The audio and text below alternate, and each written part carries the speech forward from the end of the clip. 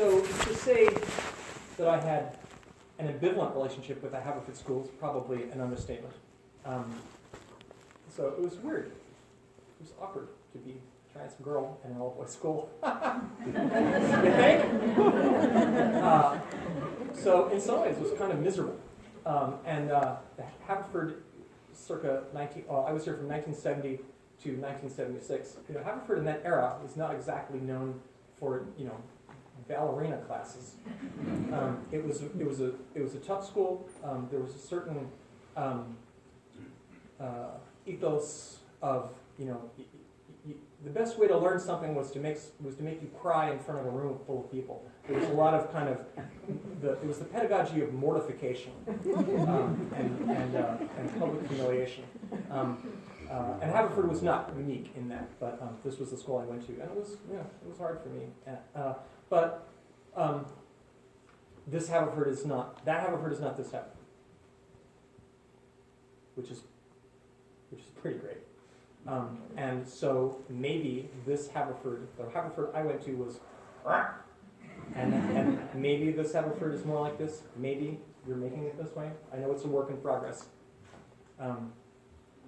But it may also be, though, that there was no good place for me to be, because there was not even a discourse for talking about transgender stuff in those days. It was just kind of not on the radar. Even being gay or lesbian as a kind of public thing there was really not a discourse really then. So I don't know. But tell me, would I have been happier at Conestoga? Would that have been a better experience? I mean, I wasn't going to be out in any case, right? So, I don't know. Fortunately, we don't have a time machine, so we can't find out. But, so, there were hard things about being here. But guess what? Guess what I got? First off, I got friends that have lasted me 50 years now. And at least two of them are sitting in the back of the room.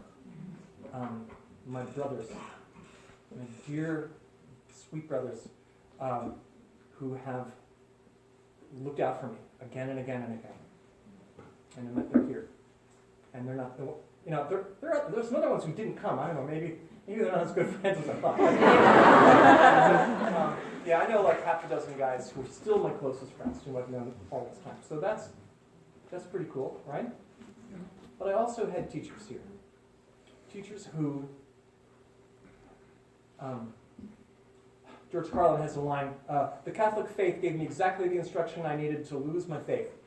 I feel something the opposite here. The Haverford School, in all of its repressive strangeness, gave me the tools to save my life because I had Mr. Hallowell, because I had Steve Dobb, because I had Todd Pearson, because I had Robert Ulysses Jameson, who, of course, was nicknamed Chopper. Chopper, whose favorite expression, pedagogically speaking, was, "Shut up!" Mr. Jameson? Mr. Jameson? Wow! And he was tough, but he had a heart of gold, and we loved him to death, and he loved us too, and we knew it. So, I'm so grateful that I went to this school.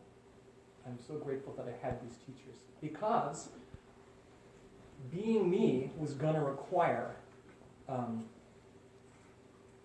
tremendous skill to survive my own life. Some of the skills that I needed would be the skills of storytelling, the skills of narration, the skills of literature and poetry, which I got. So here I am. All things considered, I consider myself extremely lucky and extremely lucky to have gone to this school, and I'm very grateful to be here. Just one more moment before I really dive into this. Most of you didn't go to the Haverford School. Take a moment, especially those of you who are my age. I'm in my late 50s. Remember that teacher?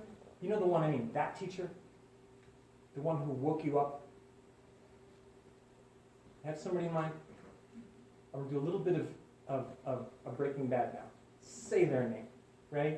On three, just say their name. And you can say Mr. or Mrs. So-and-so. Ready? Ready? 1, 2, 3. Mrs. Worley. Miss Chris.